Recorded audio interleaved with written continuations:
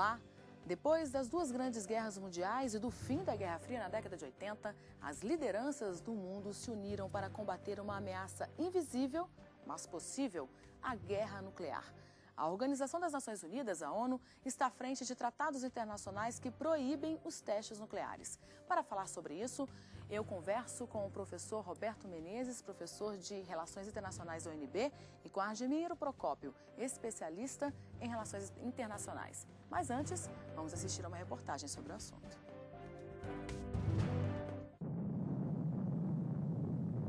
Os bombardeios nas cidades japonesas de Hiroshima e Nagasaki, que levaram ao fim da Segunda Guerra Mundial, levantaram vários questionamentos sobre o mal que as armas nucleares podem gerar.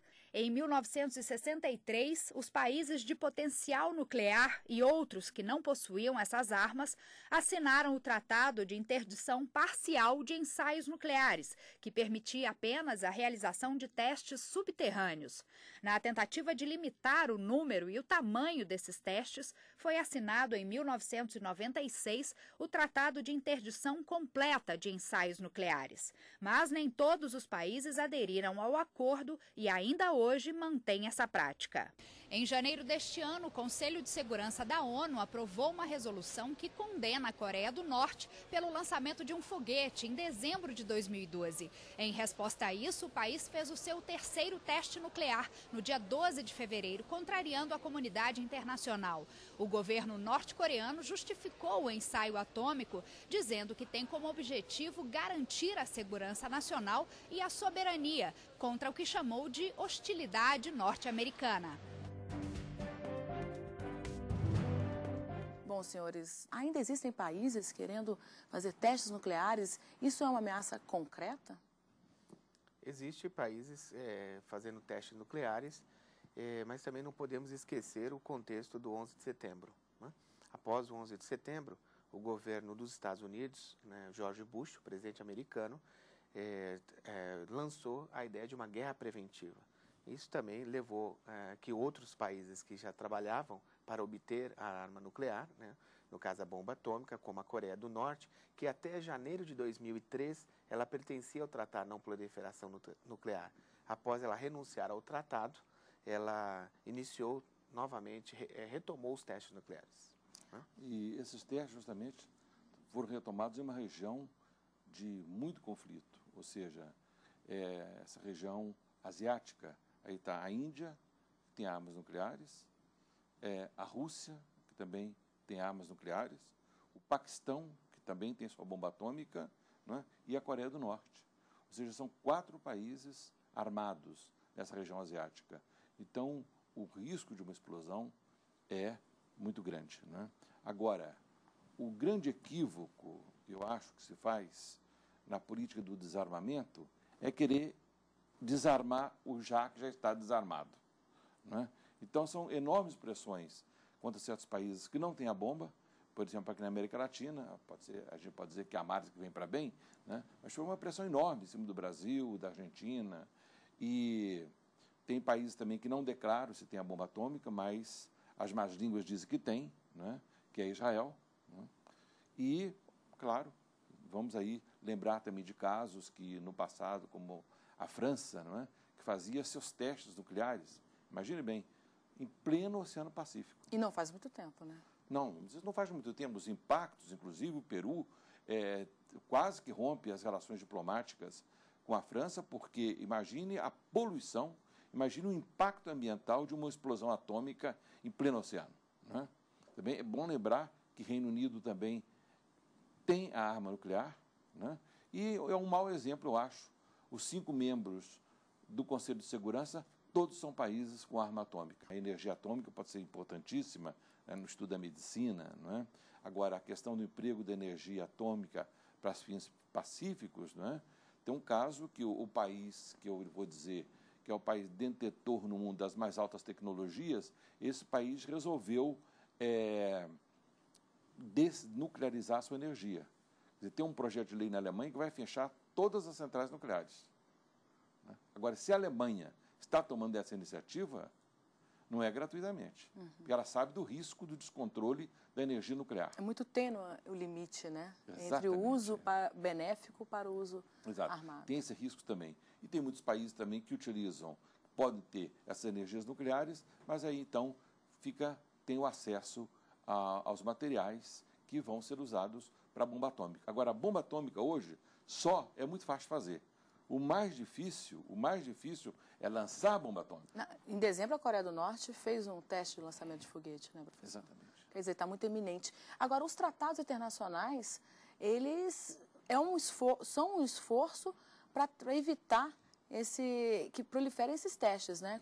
Como estão sendo, na prática, efetivados esses tratados? O Tratado de Não Proliferação é de 1968, de iniciativa conjunta dos Estados Unidos com a União Soviética, no âmbito da ONU, no Conselho de Segurança da ONU, depois levado à Assembleia Geral. No entanto, em 1945, quando os Estados Unidos lançaram as bombas sobre Hiroshima e Nagasaki, sabemos, né, que as bombas não eram necessárias. Então, os Estados Unidos estavam, como bem disse o professor Argemiro, numa demonstração de poder. Desde então, a luta dos Estados Unidos para manter o monopólio atômico, né, durou pouco, mas, no entanto, ele buscou esse monopólio atômico. Em 1949, a União Soviética obtém a tecnologia nuclear e, com isso, inicia-se um duopólio atômico. Na década de 50, França e Grã-Bretanha adquirem a bomba, né, adquirem a tecnologia e fabricam e produzem a bomba. Então, os Estados Unidos e a União Soviética, eles estavam vendo parcela do seu poder, né, um poder macabro, mas até sombrio, né, muito macabro, tem razão. Macabro. E, com isso, eles começam a trabalhar em um tratado, exatamente como diz o próprio nome do tratado, para não haver proliferação, ou seja, para que outros não obtenham o artefato nuclear e, com isso, possa levar a uma iminência de uma guerra nuclear. Eles, desde sempre, dizem e diziam que a arma nuclear foi feita para nunca ser usada, exatamente para que ela pudesse impor uma sombra de guerra, um medo aos demais integrantes do sistema internacional. O tratado em si, de 68, portanto, é uma ação conjunta das duas superpotências, né, para intimidar os demais países. Um famoso diplomata brasileiro, né, Araújo Castro, ele definiu o tratado como sendo um congelamento do poder mundial. Ou seja, o Brasil, por exemplo, se aderir ao tratado esse que o Brasil só aderiu em 1998, né, ratificou em 1998, mas se o Brasil entrasse no tratado, ele ficaria, portanto, proibido de desenvolver armas nucleares, se assim quisesse, né, soberanamente. Portanto, ele classificou muito bem de um congelamento do poder mundial, porque as potências ou superpotências, que, como bem lembrou o professor Argemiro, 5 países chamados de potência nuclear declaradas, eles não fariam nada, apenas não transfeririam a tecnologia. Mas o caso de Israel, sim, claramente, a tecnologia dos Estados Unidos foi para Israel. Né? Ou seja, Israel, não, apesar de ser uma potência científica, tecnológica, teve o apoio, né, dos Estados Unidos. Então, dizer que o tratado, o principal tratado que cobre, né, o tema assunto nuclear, ele possui brechas, né, porque ele foi escrito exatamente, redigido por quem detém o poder nuclear. Uhum. Além dessas brechas, né, seria bom lembrar que tem uma região que muito hoje em crise e os problemas fronteiriços ocorrem, isso com muita frequência, que é a questão entre o Paquistão e a Índia. Né? São 2 países, todos 2 têm ogivas atômicas, né? Inclusive de longo alcance. Eu acho que a humanidade tem que fazer uma revisão, porque ninguém faz uma bomba atômica para deixar na prateleira. Né? Quer dizer, em último caso, eles vão utilizar esse arsenal atômico. E Hiroshima e Nagasaki já mostrou a loucura, né? Já mostrou a nossa insensatez humana. Nesse caso, não existe o tratado de proibição total de testes nucleares? Esse total se refere justamente aos países já armados, não é isso? Ou eu estou enganada? Não alcança esses países que já estão em pesquisas, em testes? Sim. E o Tratado de Proibição Total de Testes Nucleares, como você bem lembrou, ele foi criado em 95, né?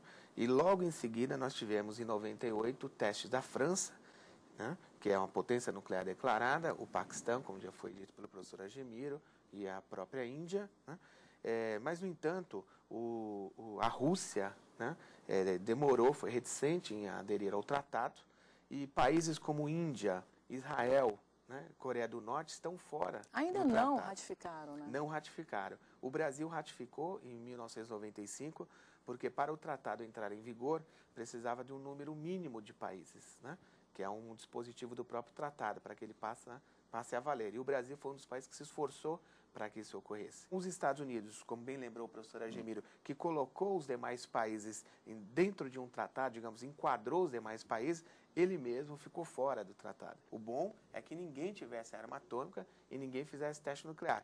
Daí a ideia de se usar o termo não proliferação ao invés de desarmamento, porque nenhum Estado, né, soberano vai querer se desarmar, porque não podemos esquecer que o início da guerra do Iraque mostrou isso também. Né?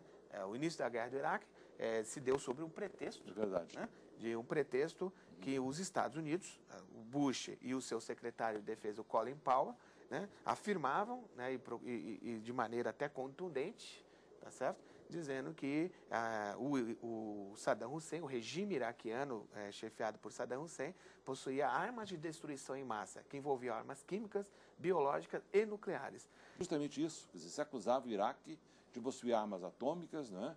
A mídia, todo mundo acusando, etc. Depois se viu, não encontraram absolutamente nada. Nós vamos para um breve intervalo e, na sequência, a gente volta a falar sobre a proibição dos testes nucleares. Não sai daí.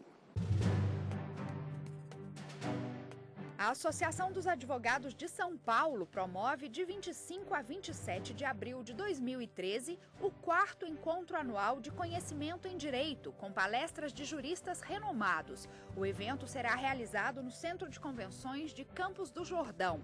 Informações e inscrições no site www.encontroaasp.org.br.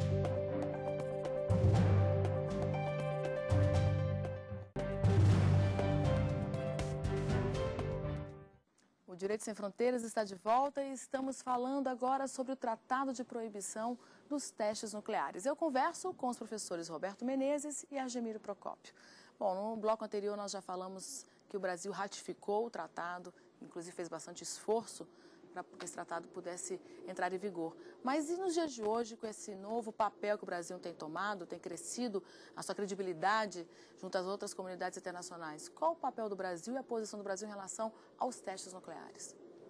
O Brasil, em 1968, ele não assinou, porque o tratado entrou em vigor, o Tratado Não de Proliferação em 1970. No entanto, o Brasil foi protagonista logo após a crise dos mísseis, em 1962, em Cuba, no qual o Afonso Arinos, né, diplomata brasileiro, apresentou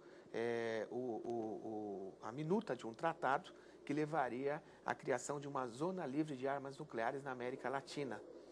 E esse tratado começou a ser negociado, portanto, pela missão brasileira na ONU, e teve boa aceitação dos países da região. Em 67, o México leva adiante o projeto e que recebe o nome da cidade na qual ele foi assinado, que é a cidade de Tlatelolco, no México. Ele é mais rigoroso que o Tratado de Não Proliferação Nuclear. O Brasil, por conta do Tratado de Tlatelolco, ele já se obrigava a não perseguir, né, portanto, a confecção de armamentos nucleares. E com o Tratado de Tlatelolco, o Brasil marcava uma posição diplomática importante, mostrando que era preciso e é necessário, né, no âmbito internacional, que se criasse outras zonas livres de armas nucleares. Isso ocorreu no começo dos anos 90 no Pacífico. O Pacífico, uma área do Pacífico também, é considerada uma zona livre de armas nucleares. Quando, por exemplo, a União Soviética, a União das Repúblicas Socialistas Soviéticas se desagregou, não é? O estoque atômico de armas atômicas era muito grande. Então, e havia, inclusive, uma indefinição.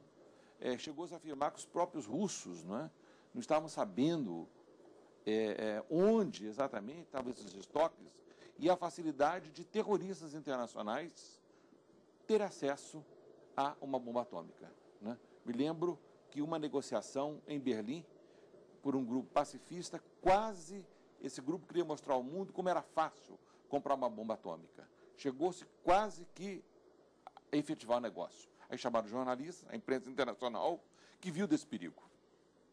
Ou seja, era, e não sei se ainda não é, relativamente comprar uma bomba atômica. E o perigo também relacionado ao terrorismo internacional é a questão do estocamento dessas armas nucleares. Então, tem países como a Romênia, tem países como a Polônia e outros dentro da Europa que estão com essas armas. Isso a 30, 40, 50 quilômetros de cidades densamente povoadas. Mas ninguém sabe se essa bomba pode explodir ou não. Quer dizer, tem a questão do estocamento. Por isso, esses países que têm esse monopólio deviam pensar do perigo que isso representa. Né? Uma conscientização do perigo da arma nuclear. E parece-me que se faz muito pouco sobre isso.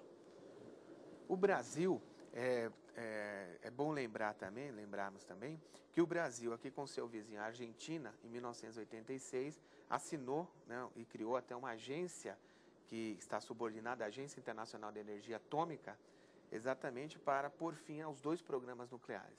Então, o esforço brasileiro na área nuclear é grande. Né? O Brasil foi protagonista no Tratado Tlatelolco, né? O Brasil assinou com a Argentina, né? Renunciou, portanto, à confecção de bomba atômica. Na Constituição brasileira, né, de 88, o Brasil reafirma isso, né, de que o Brasil vai buscar a paz, né, que o Brasil vai buscar um mundo, né, livre de armas, né, armas nucleares. Então, portanto, o Brasil tem dispositivos constitucionais, tem buscado, toda a demonstração do Brasil no âmbito internacional de procurar livrar o mundo de armas nucleares, mas o Brasil não dissocia, como bem disse o professor Argemiro, que armas nucleares está associado a uma determinada correlação de forças, né, e, portanto, a questão do poder. Agora, o Brasil, na área nuclear, como nós sabemos, é um dos 8 países que detém o ciclo completo do urânio. E o Brasil, portanto, ele não renuncia a nenhuma tecnologia. Não renuncia a nenhum tipo de tecnologia, porque, o professor Argemiro colocou, na área médica, na área da energia, hoje cerca de 2% da energia do país é gerada por energia atômica, né? Portanto, as centrais nucleares no Rio de Janeiro, em Angra. Agora, o Brasil, depois de 1990, né, no fim da Guerra Fria, o que nós temos observado no mundo? Ok, a proliferação ela está mais difícil. Mas basta que alguns países detentores de armas nucleares coloquem nos ombros de outros, como o Irã, a pecha de que eles estão desenvolvendo uma arma atômica para, né, portanto, iniciar uma nova corrida armamentista, que o mundo todo se volta contra eles. Então, é preciso... E aí é uma hipocrisia, né, professor Roberto? É uma hipocrisia. Né? É uma hipocrisia internacional. Ao invés de alguns países, como, vou repetir, todos os 5 que deveriam dar um exemplo ao mundo, porque são 5 membros do Conselho de Segurança das Nações Unidas que têm o poder de veto. Esses poderiam começar a política de desarmamento pondo ordem na própria casa. E, entre eles, os aperfeiçoamentos continuam, os mísseis são cada vez mais certeiros. Então, a fragilidade de países que não têm o acesso, que não desenvolveram essa tecnologia, né, é muito grande. Por isso, também, o Brasil acho que merecia fazer uma revisão e pensar uma política de paz, ciência pela paz, né? Claro. Que a gente muitas vezes também não pensa nisso. Pois é, mas aí agora, nesse nosso bate-papo, nós descobrimos que, além dos 5 países que têm cadeira no Conselho de Segurança e que detêm a arma nuclear, vários outros países menores também têm os seus estudos, suas pesquisas, seus testes. E é tudo muito silencioso, é tudo muito no escuro, a gente não sabe muito bem o que está acontecendo. E o resto do mundo não sabe o porquê que insistem nisso. Eles estão se preparando contra o quê? É guerra territorial? É religiosa? É econômica? E nós estamos na iminência de uma guerra. Não querem perder o monopólio do poder. Poder por poder? O que eles vão ganhar com uma guerra matando milhões de pessoas? A gente se pergunta. A Coreia do Norte, cada um desses casos tem motivações, claro. Né? No caso da Coreia do Norte, ela mais ou menos copia a política da China no início dos anos 70. No início dos anos 70, a palavra é forte, mas a China usou uma estratégia que seria uma espécie de uma chantagem nuclear. E tentando atrair com isso parcerias e até digamos, uma relação com o Ocidente, construir uma relação com o Ocidente, nesse caso com os Estados Unidos. A China foi exitosa, né, parcialmente nessa sua estratégia. A Coreia do Norte é um país muito fechado. Por que eles estariam buscando a arma atômica? Cada um deles, né, no caso da Coreia do Norte, é de procurar se precaver, certamente, contra uma possível, né, agressão militar. Né?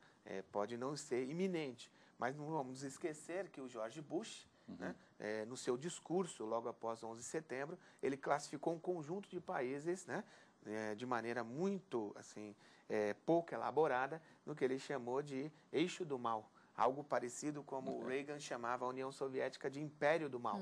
Então, ou seja, um conjunto de países que são hostis à política externa americana ou não mantêm laços estreitos, digamos, com os Estados Unidos e que são críticos à política externa americana, sobretudo na área de defesa.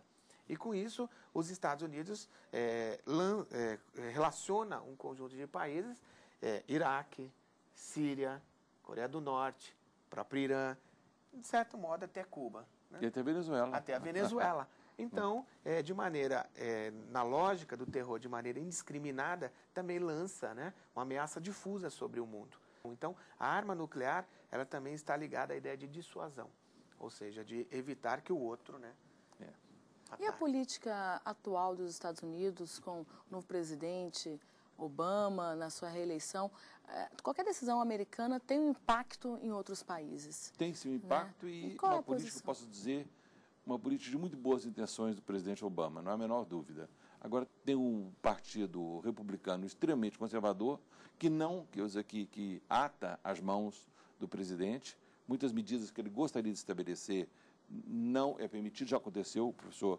Roberto bem mencionou, com o presidente Clinton, né, que também era ou seja, aplaudia para o desarmamento, mas não pôde. Ou seja, tem um lobby nuclear, um interesse econômico, a indústria da guerra. E é bom lembrar que a indústria da guerra ela é uma das indústrias mais rentáveis. Como a indústria bélica que nós conhecemos bem de perto. Né? Então, a indústria nuclear ela é rentável. Ela tem um ciclo muito grande. E, então, é o lucro. Infelizmente, o homem, às vezes, ele acaba ou seja, praticando o suicídio político por causa do lucro. Aí é o suicídio da humanidade. Porque essas armas, é bom lembrar, nós não temos nenhuma condição tecnológica de amenizar o sofrimento dessas populações atingidas. Inclusive, o mundo hoje gasta em torno de 2 trilhões de dólares, né, nesse comércio de armas, né, no comércio ligado à venda de armas internacional. E quem são os grandes vendedores? Os grandes vendedores são 5, com poder de veto: Estados Unidos, Rússia, China, França, Grã-Bretanha, mais a Alemanha, que não pertence à ONU, mas não ao Conselho de Segurança com poder de veto, né, permanente. Então, portanto, esses 6 países fazem um discurso, porque o objetivo do Conselho de Segurança é preservar a paz e a segurança internacionais. No entanto, os 5 responsáveis, incumbidos da paz, não se são desarmam. Os 5 que mais vendem armas no mundo. Agradeço muitíssimo a presença dos senhores aqui no Direito Sem Fronteiras. Nosso programa fica por aqui. Hoje eu conversei com o Roberto Menezes, professor de Relações Internacionais da UNB, e com Argemiro Procópio, especialista em Relações Internacionais. Eu agradeço também a você que nos acompanhou em mais essa edição do Direito Sem Fronteiras. Faça sugestões de temas e comentários pelo e-mail direitosemfronteiras@stf.jus.br. O programa também pode ser visto no site www.tvjustiça.jus.br. A gente se encontra na próxima semana. Até lá!